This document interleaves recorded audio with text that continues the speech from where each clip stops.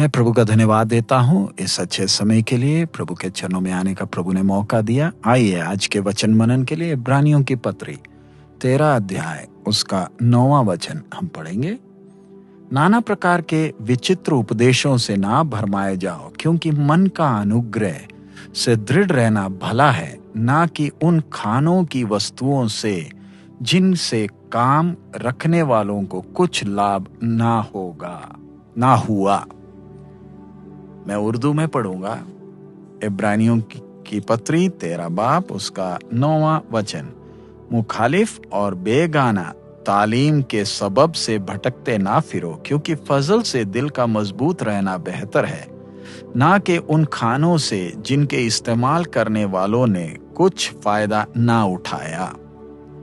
इधर परमेश्वर का वचन साफ साफ हमें सिखा रहा है कि हमारा दिल मजबूत होना चाहिए। हमारा दिल नाना प्रकार के अलग अलग तरीकों के उपदेशों में इधर उधर डगमगाना नहीं चाहिए। इन दिनों में जब हम देख रहे हैं कि हमारे आसपास अलग अलग प्रकार के उपदेश, अलग अलग शिक्षाएं जब आ रही हैं, दुनिया सुन रही है, ये वचन आज कितना जरूरी है। शैतान को मालूम है उसका समय पूरा होता जा रहा है और कलीसिया का जाने का समय नजदीक है। इसलिए वो पूरा प्रयास कर रहा है कि कैसे ना कैसे दुल्हन की तैयारी में कोई ना कोई रुकावट लाए। अविश्वासियों को शैतान ने पहले से ही अलग अलग रिवाजों रीतियों में उनको धर्म के नाम पर बांध रखा है, और अब उसका प्रयास है कैसे ना कैसे विश्वासियों को भी उनके विश्वास को कैसे ना कैसे तोड़ा जाए, ताकि उनकी तैयारी में रुकावट आ सके। नए नए इसलिए उपदेश लेकर आता है। हमें मालूम है कि जब ये वचन सबसे पहले कलीसिया को दिया गया था, उस समय के कलीसिया बड़े सताव में से जा रही थी। उनके पास वचन जैसे आज हमारे पास है, उतना वचन उनके पास नहीं था। हमारे पास आज 66 पुस्तकें परमेश्वर की आत्मा ने लिखकर हमारे हाथ में दी। उन दिनों में ऐसी परिस्थिति नहीं थी।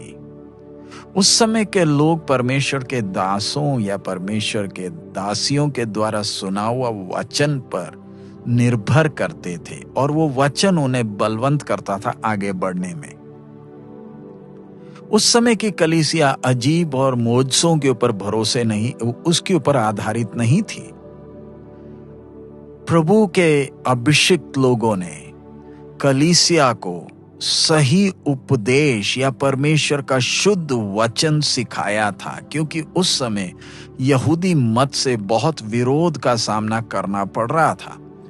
और ये विरोधी यहूदी मत का विश्वास था कि उनके पास मूसा के द्वारा दिया गया व्यवस्था जब है तो उनका संदेश बिल्कुल सही है। इसलिए प्रभु के अभिषिक्तों को, प्रेरितों को, कलीसिया को सही उपदेश पर अच्छा बुनियाद बनाना पड़ा। और ये जो नए नियम का उपदेश पुराने नियम के छाया पर आधारित था। आज जब हम देखते हैं ये जो पत्रियों को जब हम पढ़ते हैं, एक साधारण विश्वासी के लिए पत्रियां समझना बहुत मुश्किल है। सुसमाचार पढ़ें तो सरल लगता है, क्योंकि सुसमाचार प्रभु यीशु के अजीब कामों को, दृष्टांतों और प्रभु यीशु के जीवन के बारे में कहते हैं। लेकिन हमें ध्यान रखना है कि उस समय कलीसिया की स्थिति क्या थी, कि प्रेरित लोग जब कलीसिया को ये चिट्ठी लिखते थे, ये पत्रियां सिर्फ चिट्ठियां हैं, चिट्ठी लिखते थे। उस समय के विश्वासी इन चिट्ठियों को समझ पाते थे। आज हमें यह समझना कितना मुश्किल लगता है, उससे फर्क समझ में आता है कि उस समय के विश्वासी विश्वास में कितने मजबूत, कितने ठोस थे कि वो उपदेश की बातों को समझ लेते थे।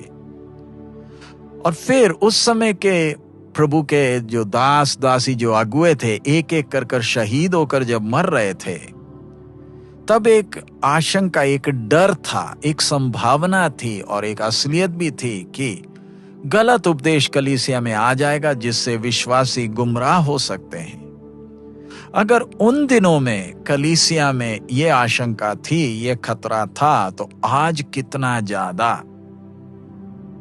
अगर हमारा विश्वास परमेश्वर की आत्मा के द्वारा दिए गए वचन पर आधारित नहीं है, तो गलत उपदेश हमारे जीवन में आकर हमारे पूरे जीवन को अस्त व्यस्त कर सकता है। हमें कितना ध्यान देना है इन अंत के दिनों में, जब प्रभु का आगमन बहुत नजदीक है। आज बहुत से कम ही प्रभु के दास दासी हैं जो सही उपदेश पर ध्यान देते हैं, सही कलीसिया को सही उपदेश पर बनाते हैं।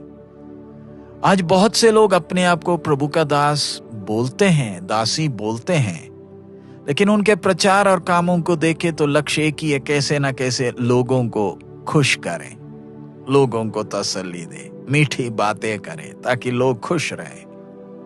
और इतना सिर्फ नहीं, आज विश्वासी बहुत तेरे ऐसे विश्वासी हैं जिनको उपदेश नहीं चाहिए, उनको कैसे ना कैसे उनकी इच्छाएं, उनकी मुरादें, उनकी मन्नतें पूरी हो, उसके लिए वो कुछ भी करने को तैयार है। गाना है तो गाने को तैयार है, नाचना है तो उसके लिए भी तैयार है, पैसे देने हो उसके लिए भी तैयार है, जो मर्जी बोलो करने को तैयार है। बस एक ही बात है, हमारी मुरादें पूरी हो। इसलिए ऐसी एक वातावरण में मैंने और आपने ध्यान देना है कि मैंने सही शुद्ध वचन को सुनकर, उपदेश को सुनकर उस पर स्थिर रहना है। शैतान दूसरा सुसमाचार लेकर आता है जो जहर है, लेकिन सुनने में बड़ा मीठा लगता है। सो आइए इन दिनों में हम जो भी सुनते हैं उसको वचन के अनुसार जांच कर देखें कि क्या मैं सही वचन सुन रहा हूं, क्योंकि वचन, सही वचन में कीमत देना पड़ेगा। और हमारे पास कोई बहाने नहीं है, क्योंकि हमारे हाथ में परमेश्वर का स्पष्ट वचन है, और वो भी उस भाषा में जिसको हम समझ सकते हैं। और ये परमेश्वर का सही उपदेश एक विश्वासी को अनुग्रह में बढ़ने में मदद करता है, मसीह के सिद्धता तक बढ़ने के लिए सहायता करता है, प्रभु के प्यार से भरे रहने के लिए और संसार से दूर रहकर परमेश्वर की इच्छा के अनुसार चलने में मदद करता है। सो आइए हम प्रार्थना करें ताकि परमेश्वर हमारे हृदयों को स्थिर करे, ताकि हम प्रभु को दिल से प्यार करें। हमारे अनुग्रहकारी पिता, हम आपका धन्यवाद देते हैं इस अच्छे समय के लिए। प्रभु, आपके वचन के द्वारा आप हम एक एक से बात कर रहे हैं। इन दिनों में जो बहुत सी उपदेश चल रहे हैं, उनके मध्य में बाप सही वचन, निर्मल दूध, जो सही वचन है प्रभु, वो सुनकर उसे स्वीकार कर कर उसके अनुसार चलने के लिए हमें मदद कर दे प्रभु। ये वचन ही हमें बलवंत कर सकता है प्रभु, हमें ज्ञान और समझ देता कि शैतान की युक्तियों को हम पहचान सके। आपकी आशीष मांगते हैं, यीशु मसीह के मधुर नाम से हम मांगते हैं, आमीन।